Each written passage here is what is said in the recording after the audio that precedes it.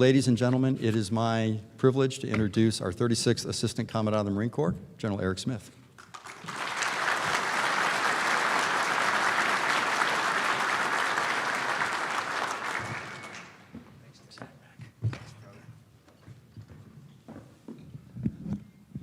Okay, so I did not run up here because I am a career infantry officer and I can't. So one of the things that we're going to start with, because it's where we should start, although he's been recognized several times, I'm going to do it again, and I'll ask Colonel Tom Mannion to stand, please. So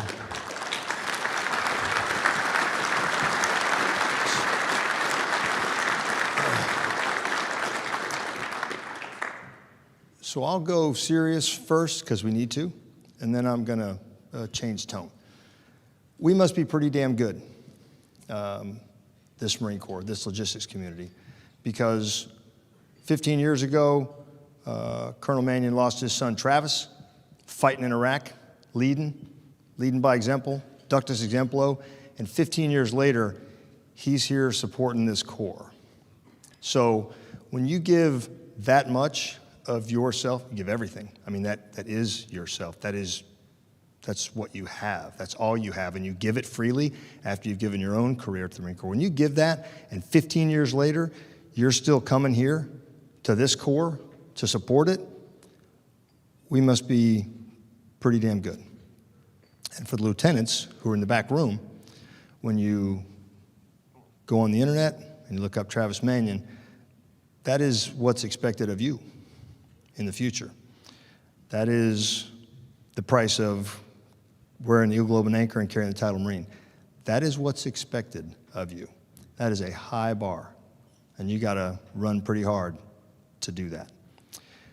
And what I told Tom, Colonel Mannion, when we were out there talking in the reception is Bill Leftwich died decades ago in Vietnam, but everybody knows who Leftwich is because we have the Leftwich Award. Everybody knows. That's the premier combat arms officer in the Marine Corps every year. It's what everybody wants to be, is you want to win the Leftwich Award. 50 years from now, when we're doing these events, every logistician is going to want to win the Mannion Award, to be the war-fighting logistician. So that name will carry on in perpetuity, and it's because of the work that you've done with the Mannion Foundation, and it's because of the character of your son that carries us to this day, and it gives us a target to shoot for. I suspect every one of us will fall short, but it's really important for us to recognize not just you, but our Gold Star families, because this is that is the Semper in Semper Fidelis. So again, Colonel Mannion, thank you for everything that you have given to us, and thanks for who you are.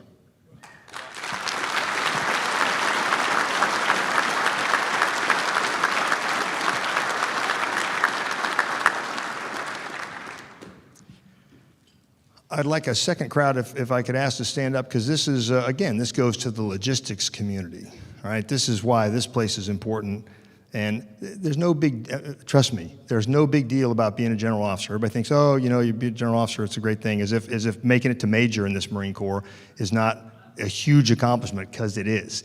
If our steely-eyed colonels, you know, you think they wouldn't stab you in the heart with a K-bar, because they will. It's a job.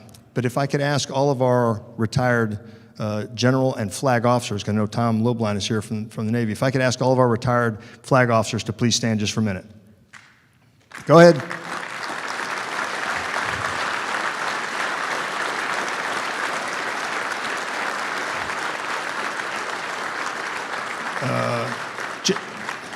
Gentlemen and ladies, chaps, always good to see you. That's pretty impressive when you have that many flag officers just because they represent large formations, that they're here tonight to support this community, this logistics community, this war-fighting community. And it is about war-fighting. It is always about war-fighting, and it is all about war-fighting. So thank you all for being here to represent the legion of Marines who you have trained and brought forward. So that is a huge deal for us, and I'm just grateful that you're here. I won't go back over all of our active duty officers, because most of them I see, hopefully not in the ODN. For those who don't know, that's the black book, that's the bad list. The GOs all got that joke. What I really want to talk about, just for a second, is our recipients, although you're going to hear about them. And then more importantly, this community, the logistics community. So as General Banta said, the recipients come from literally across the globe. And if you really take the time to read what they did, and I got the 2-page write-up on each of them, it will, some of it will turn your hair white, because they are literally out there on the edge, leaning way out over their skis. And it'll fill you up with pride. And these are installations, these are organizations, these are individuals who make up this core, but who really will solve well, nobody ever solves the logistics problem, because it keeps on giving, right? It is never over, but they will get as close to solving it as they can. It is an impressive bunch. So take a minute and read through it. I mean, really, when they're up here, you just take a look at them and you'll see, wow, those are steely-eyed death dealers, and that's an impressive group. But when you get a chance, read through their accomplishments, because it's not like, you know, the usual Navy Achievement Medal where 4 lines up front, 4 lines at the bottom, you fill in 2 lines in the middle. It's 2 pages of work, of real stuff. So I really do want you to focus on the award recipients, because that's the goal of tonight. I do want to mention this before I go any further. Show of hands, because I'm a participatory individual. High school degrees. Who's got a high school degree? Not a trick question. High school degree. Okay. There's obviously not that many people from Texas in here. So I'm from Texas. I can get away with that. So that means everybody can do basic math. If you look behind me, and I am not, because we're on camera, and there's probably at least one retired SJ in here, I'm not doing full endorsement, if you will, but Marine Corps Association, right? It is our association. Okay, if you can do math, 460 times whatever, okay, none of this gets, for Marines, none of this goes for free, right? Everything up here is a result of dollars, and I'm not endorsing. However, well, actually, I kind of am. This is our association, Marines. And so if you want to continue this, if you do want Leftwich and Mannion to be carried in perpetuity, you know, 2 + 2, there you go. That's as close. I'm leaning as far over the edge as I'm allowed to lean. But I would ask you to consider that, because it is important. It is your association. Logistics. I'm not going to go into 30-minute logistics thing, because you know, it'll get late and you want to see the award recipients. But it is, and I'm not going to, you know, sit here in a room of logisticians and try to explain what logistics is, because Chuck Scirotti will call me out. And he's got my cell number. He'll call me at 2 o'clock in the morning, and continue that, and wake me up and stuff, because he has all day to sleep. He sleeps all day. That's what he tells me as he sleeps and hangs out in the office. He says, I got Tim and Woody and Mary. Why would I work? So I think that's the quote. But you do need to understand this community of logisticians, what you are being tasked to do. You are being tasked to fight and win. This is the pacing challenge. Now, I'm very fortunate I have a speechwriter, and I get great talking points. Lieutenant Colonel Swinford, who's about to go command 1st Landing Support Battalion, she knows I almost never, no offense, Autumn, because I never use her stuff, because I don't use notes. I just kind of, so she gave me a lot of stuff, and it was straight up logistics stuff, right? Because she's going to take over LSB. But she does have tremendous ideas, wicked smart. And one of the things that she and I talked about was, this is the pacing function. If you can do this, you can do fires. No offense to the commos, you can do comm. If you cannot do logistics, fighting from the base, which is, again, why we're honoring our bases and stations, if you can't fight forward from your home base all the way through the objective, you cannot win against a pacing threat, who will contest you from the day that you step out of your barracks to get on a truck, to go to a railhead, to get to an A-pod or an S-pod. You cannot win. You have to solve that. If you're looking for me to solve it, look again, right? We are on our way out, Ted Bant and myself. You are on the rise. The battalion commanders who were here, the sergeants major who were here, the gunnies who were here, Sergeant Major, although you did get me, Sergeant Major, to call shamelessly, to get me to call your MLG commander and get you a 96, all just because you won the Unit of the Year award. I mean, I didn't think it was that big a deal, but you did get the 96. It was a suggestion there, too. I wasn't telling him he had to. I was just encouraging. You are the future, and you have to solve this. You have to solve it, and what we have to do for you on the ground side, on the air side, is need less. And I say this all the time, need less stuff. Stop needing water, because there's lots of it in the South China Sea. How do we get there without needing fuel to run a ROPU, a reverse osmosis water purification unit?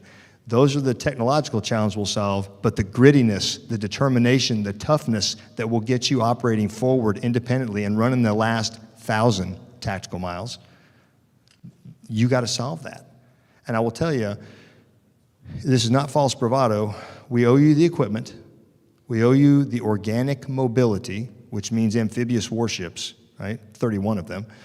We need amphibious warships. All that will not get it done unless you have the determination and the grit to push the last tactical mile. If you look at what's going on in the Ukraine right now, an incredibly challenging 5-pronged attack, not logistically sustainable. Could you guys have done it? Yeah, I think you could have, because you got more grit. But if you look at the grit and determination of the Ukrainian people against a nuclear-armed peer adversary, it does go back and remind you it is about the individual Marine.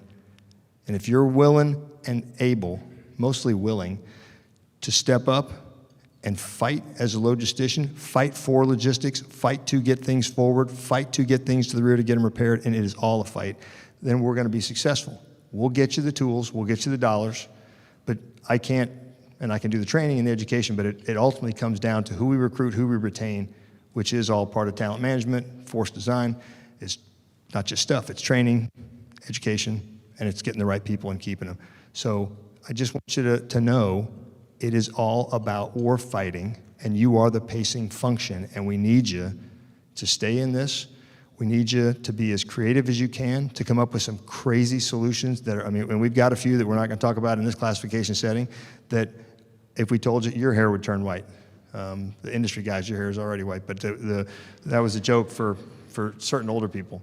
Although Pat Wilhoff, your hair never turns white. We are doing some stuff that will literally turn your hair white. So we got some things for you. I'll close out here before we recognize our award recipients just by telling you what you really should have tonight. And this is a compliment.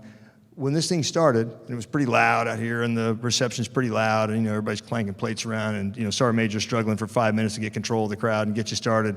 It does seem like a Marine Corps Aviation Association event, which is good, because that tells you there's a lot of pride in this organization. Because if you want to know what the ascending, no tailhook, if you want to know what the ascending, and this is like heresy for a grunt, ascending branch of the MAGTF, and we are a MAGTF, it's logistics, right? We got the ACE, we got the GCE, but the LCE is in fact the pacing function. It is the ascending function in the fight that we're facing in the Pacific, and it is clearly the determining factor in Ukraine right now, right? It's not javelins, it's the logistics function, or the failures of logistics, which allow a javelin to do what it does. This is where you want to be. So I don't know if y'all have picked your MOSs or not, and I talked to Tom, and I won't, we don't make stuff about ourselves here, but I do have a son who's a logistician, so I'm pretty partial to logisticians, most of them. But I'm pretty partial, and it's where you want to be, because you can do anything. You support the GCE, you support the ACE, you support the command element, you support bases and stations, which are part of the fight. You're everywhere. You can do anything. It is the unique MOS in which you can contribute to every part of the MAGTF and every phase of the battle. So tonight, as you're listening to these incredible award recipients, to the work of these incredible award recipients, just please know that they don't do it without your support. And that means the industry partners. We're always trying to work you over for a lower price, and I get that. And we're talking inflation and some real challenges. I get that, right? And I am interested. I am most interested, in all candor, this is for the senior officers who I know I'm working you like dogs, and industry partners. I know we're negotiating and we're hard negotiators.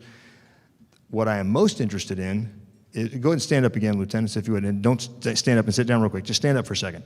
What I am most interested in is making sure that those youngsters right back there and those youngsters over there get a fighting chance to go fight, win, and come home with their honor clean. So if you're asking me my priority, it's standing right in front of you, and it should be your priority too.